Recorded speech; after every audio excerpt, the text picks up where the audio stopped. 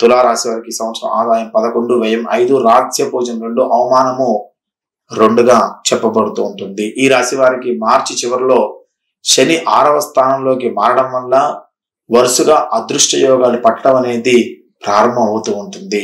అనేక పరిహార ధనయోగాలు కలుగుతూ ఉంటాయి. ఆకస్మిక ధన లాభానికి కూడా అవకాశం ఇక్కడ ఉంటూ ఉంటుంది. అనుకున్నటువంటి పనులు అనుకున్నట్టుగా పూర్తవుతూ ఉంటాయి. ఆదాయం మొత్తం కూడా చాలా సమృద్ధిగా వృద్ధి చెందుతూ ఉంటుంది. షేర్లు, సర్క్యులేషన్లు, వ్యవసాయము సంబంధించిన వ్యాపార అంచనాలకు మించి లాభాన్ని మీకు కలగజేస్తూ ఉంటాయి. ఇంట్లో నవంబర్లో శుభ కార్యక్రమాలు జరుగుతూ ఉంటాయి. మే 18న రాహు కుంభరాశిలోకి, మే 25న గురుడు మిథున రాశిలోకి మారిన తర్వాత వీరికి చాలా రకాలైనటువంటి అదృష్టాన్ని అనేది కనిపిస్తూ ఉంటున్నాయి. వీరి అదృష్టానికిగా పట్టపగ్గాలు అనేది ఉండవు.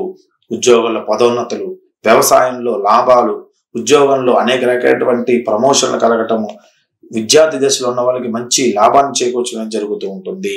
వృత్తి వ్యాపార అభివృద్ధి మాత్రంలో అభివృద్ధి బాటలో జరుగుతూ ఉంటాయి. విదేశాల్లో ఉద్యోగం చేయాలన్న ఉద్యోగులు నిరుద్యోగులకి కళ తప్పకుండా నెరవేరుతూ ఉంటుంది. ఆరోగ్యానికి ఎటువంటి లోటు ఉండదు. ఉన్నత స్థానంలో ఉన్న వ్యక్తులకు సన్నిహిత సంబంధాలు ఏర్పడుతూ ఉంటాయి. ఉన్నత స్థానంలో ఉన్న వ్యక్తులతో సన్నిహిత సంబంధం వల్ల ఉద్యోగాల అవకాశాలు కనిపిస్తూ ఉంటాయి. విద్యార్థులకి చదువులో సునాయాసంగా విజయాలు సాధిస్తూ ఉంటారు. దాంపత్య జీవితం సుఖ సంతోషాలతో సాగిపోతూ ఉంటుంది. ఎప్పటి నుంచో మీరు సంతానం కోసము చూస్తున్న వారికి సంవత్సరం సంతాన యోగాన్ని కలగజేసే అవకాశాలు కనిపిస్తుంటాయి. ప్రేమ వ్యవహారాలు హ్యాపీగా సాఫీగా కొనసాగుతూ ఉంటాయి.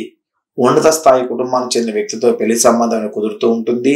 ఈ రాశి వారు ఎక్కువ శాతం కూడా విష్ణు సహస్రనామ స్తోత్ర పఠనం చేయడం వల్ల, అదేవిధంగా రాహుకి, బుధుడికి, గురుడికి సంబంధించిన జప హోమ తర్పదానం చేసుకోవడం వల్ల ఇంకా శుభాలు కలిగే అవకాశము కనిపిస్తూ ఉంటుంది. ఇది తులారాశి గురించి.